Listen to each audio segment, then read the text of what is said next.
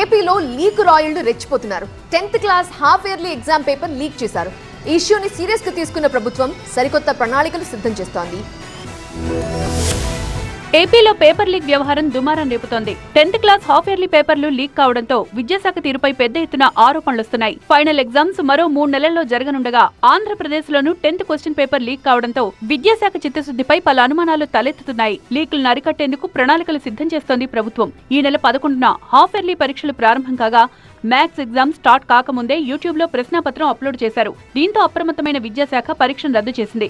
Maths exam ఈ నెల 20వ తేదీకి వాయిదా వేసింది. పేపర్ లీక్ ఘటనను సీరియస్ గా తీసుకున్న అధికారులు లీకేజీపై విజయవాడ పోలీసులకు ఫిర్యాదు చేశారు. కేసు నమోదు చేసిన విజయవాడ పోలీసులు విచారణ చేపట్టారు. క్వశ్చన్ పేపర్ లీకేజీలు చోటు చేసుకుంటుండటంతో కూటమి సర్కార్ ఇష్యూని సీరియస్ గా తీసుకుంది. ప్రశ్నాపత్రాల లీకేజీ నివారించేందుకు సరికొత్త ప్రణాళికలు సిద్ధం చేస్తోంది. క్వశ్చన్ పేపర్ తయారైన వెంటనే ఇక నుంచి పోలీస్ స్టేషన్లకు తరలించాలని విద్యాశాఖకు ఆదేశాలు జారీ చేసినట్లు తెలుస్తోంది. పిఎస్ నుంచే ఆయా పాఠశాలలకు క్వశ్చన్ పేపర్స్ తీసుకువెళ్లాల్సి ఉంటుంది. పరీక్ష రోజున ఉదయం, మధ్యాహ్నం 2 సార్లు సమీపంలోని పోలీస్ స్టేషన్ కు వెళ్లి ఉపాధ్యాయులు ప్రశ్నాపత్రాలు తీసుకురావాల్సి ఉంటుంది.